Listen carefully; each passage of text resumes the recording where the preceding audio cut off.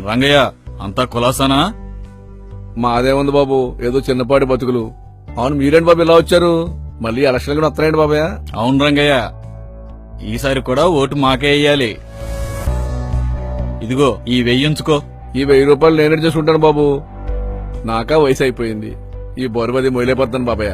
మీరే పెద్ద మనసు చేసుకుని ఒక గాడిదని కొనిచ్చేయండి బాబయ్య. 1000 రూపాయల బదులు ఒక గాడిది కావాలి అంతే కదా? అవును బాబయ్య. సర్లే గాని ఇంట్లో వాళ్ళందరి చేత ఓటు వేయించాలి. ఉంటాను.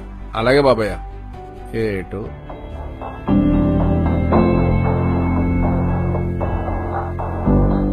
ఏం బాబాయ్, గాడిద నమ్ముతావా? అంతా ఉమ్,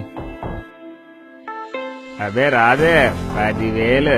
తీసుకో ఉంచవయ్యా. 10,000 తక్కువ రాదే. పోదాంరా. ఈడెంత చెప్తాడు? గాడిదెంత? 9,000. అంతకంటే తక్కువ రాదు.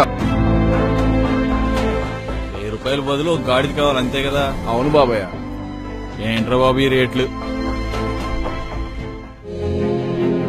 రంగయ్య, ఏంటి బాబు మళ్ళీ వచ్చారు? గాడిని తెచ్చారేంటి? గాడిదల కోసం ఊరంతా తిరిగాను రంగయ్య. ఎక్కడ చూసినా 9-10 వేలకు తక్కువ దొరకట్లేదు. అదంతా కాదు గాని ఇదిగో ఈసారికి 1000 రూపాయలు సర్దుకుని ఓటేసాయి. అంటే ఏంటి బాబు మీ ఉద్దేశం?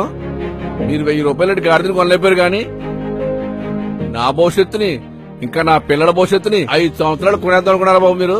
అంటే గాడిదల కన్నా హీనంగా కనపడుతుందా బాబాయ్ మీకు? ఇలా వెళ్ళండియా.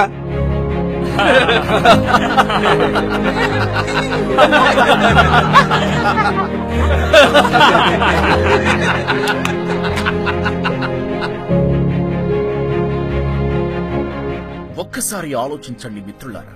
రంగయ్య చెప్పిన మాటలతో అయినా మనకు కనువిప్పు కలగాలి. ఒక పూట కూర వండుకు తినే నాటుకోడి 1000 రూపాయలకి తక్కువ రాదు. మన భావితరాల భవిష్యత్తుని 500కి 1000కి, రాత్రి తాగితే పొద్దున దిగిపోయే సారా చుక్కకి అమ్మేసుకుందామా? అంటే మనం గాడిద కన్నా, చచ్చిన కోడి కన్నా దిగజారి బతుకుతున్నామా? ఇప్పటికైనా కళ్ళు తెరవండి. భావితరాలకు బంగారు బాటలు వేయడానికి సమర్థుడైన నాయకుడికి మాత్రమే ఓటు వేయండి.